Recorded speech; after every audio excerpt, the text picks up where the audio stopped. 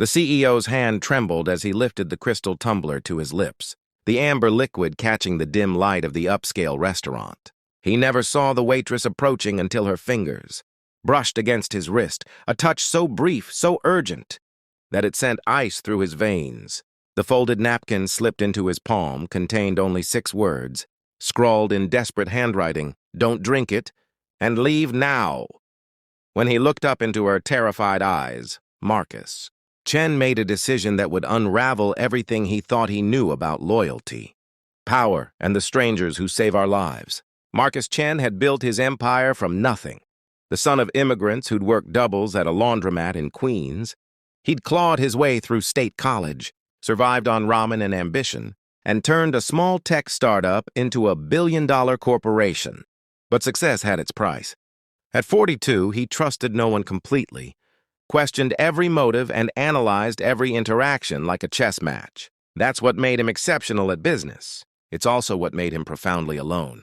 Tonight's dinner at the Meridian wasn't pleasure, it was survival. His CFO, Richard Bartlett, and the board's vice chair, Sandra Wu, had requested this informal discussion about the upcoming merger. Marcus knew better. In the corporate jungle, informal meant dangerous. They wanted him out, wanted to push him aside like yesterday's algorithm. He'd come prepared to fight, armed with lawyers on speed, dial and evidence of every questionable decision they'd made over the past year. The waitress who'd slipped him the note couldn't have been more than 25. Her name tag read Sophie, and everything about her seemed ordinary, brown, hair pulled back in a practical ponytail, minimal makeup, the kind of invisible efficiency that expensive restaurants demanded, except her eyes. Those eyes held something he recognized because he'd seen it in the mirror during his early years, hunger. Not for food, but for something more. A better life, a way out. Now those same eyes were begging him to trust her. Marcus's fingers closed around the napkin as Richard launched into another practiced speech about company, direction, and new leadership. Perspectives. Sandra nodded along, her smile sharp as a blade. The untouched scotch sat before him, Richard's treat, he'd said. A 50-year-old single malt to celebrate their partnership. Partnership. The word tasted like poison. "Excuse me," Marcus said, standing abruptly. His hand shot out and caught Sophie's wrist as she turned to leave. Every head in the restaurant swiveled toward them. "I need you to come with me now." "Mr. Chen," Richard's face flushed red. "There's something wrong with my drink," Marcus said loudly, clearly. "This young woman may have just saved my life." The restaurant exploded into chaos. Marcus pulled Sophie toward the kitchen, his heart hammering. Behind them, Richard was shouting. Sandra was on her phone, and the maitre d' was frantically calling someone. Marcus didn't stop until they were through the kitchen, past startled line cooks, and out into the alley where delivery trucks unloaded. "Talk," Marcus said, "fast." Sophie was shaking. "I'm going to lose my job. I'm probably going to jail." "But I couldn't let them," her voice cracked. "My mom was a journalist in Colombia before we came here. She taught me to notice things. Tonight, that man, Richard, he came in early. I saw him talking to someone in the corner, someone who looked wrong, too nervous. They gave him a small vial. I watched him pour it into your scotch glass before you arrived." Marcus felt the world tilt. "You saw this? You're certain?" "I have a photographic memory. It's why I'm studying pre-law at night, trying to work my way through Hunter College." Tears streamed down her face. "My mom, she died because she reported the wrong story. Because she tried to warn someone about corruption and no one believed her. I couldn't just serve you that drink and pretend I hadn't seen anything. I couldn't be that person." The wail of sirens grew closer. Marcus had already dialed 911 from the kitchen, had already set wheels in motion. But he looked at this young woman who'd sacrificed everything. Her job, her safety, maybe her future for a stranger, and something cracked open in his chest. Something he thought he'd buried years ago, beneath spreadsheets and shareholder meetings. "What's your full name?" he asked gently. "Sophie Ramirez."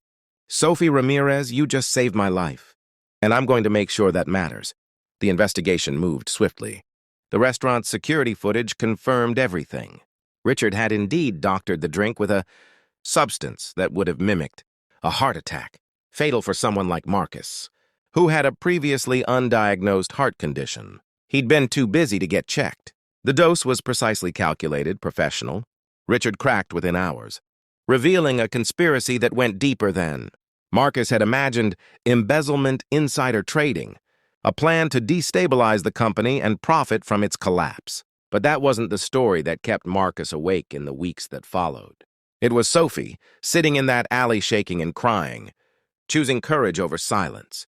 3 months later, Marcus stood in a lecture hall at Hunter College.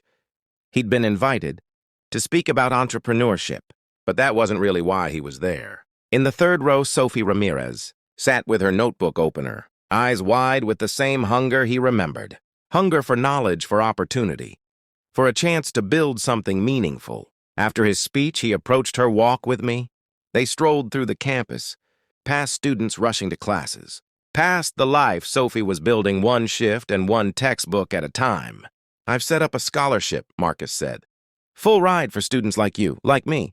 People who understand what it means to fight for every opportunity. He paused. But there's also a position at my company. Entry-level, part-time, working with our legal team, if you're interested. Sophie stopped walking. Mr. Chen, Marcus. And before you answer, you should know something. He turned to face her fully. That night when you slipped me that note, you didn't just save my life. You reminded me why I started my company in the first place. Not for the money or the power, but because I believed in building something that mattered. I'd forgotten that. I'd forgotten a lot of things. I don't understand. You risked everything for a stranger. No calculation, no benefit to yourself, just humanity. That's rare, Sophie. That's precious. I've reorganized my entire company around a new principle. We don't just build technology, we build it with purpose. We invest in people, in communities, in second chances. He smiled. We're starting a foundation to support the children of journalists, who've been silenced for telling the truth. I'd like to name it after your mother, if you'd allow it. Sophie's hand flew to her mouth. Tears sparkled in her eyes, but this time they were different tears. Not fear or desperation, but something else. Something that looked like hope. Why? She whispered. Because kindness isn't weakness. Because one person's courage can change everything. Because your mother was right. Reporting the truth matters. Standing up matters. And because, Marcus's voice grew thick with emotion, because 30 years ago, someone took a chance on a scared kid from Queens who had nothing but determination.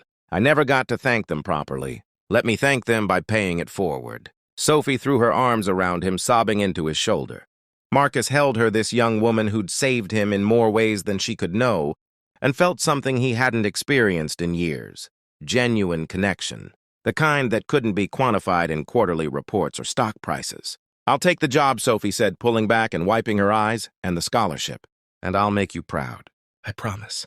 You already have, Marcus said softly. As they walked back toward the college buildings, Sophie, talking animatedly about her classes and her dreams of becoming a civil rights attorney, Marcus thought about the note that had changed everything. 6 words scrawled in desperate handwriting by a stranger who chose bravery over silence. Sometimes salvation comes from unexpected places. Sometimes it looks like a waitress with kind eyes and a mother's courage running through her veins. Sometimes it's a reminder that in a world obsessed with power and profit, the most valuable currency is still the simplest. Human decency offered freely, without expectation of return. Marcus Chen had built an empire, but Sophie Ramirez had given him something infinitely more precious, a reason to deserve it.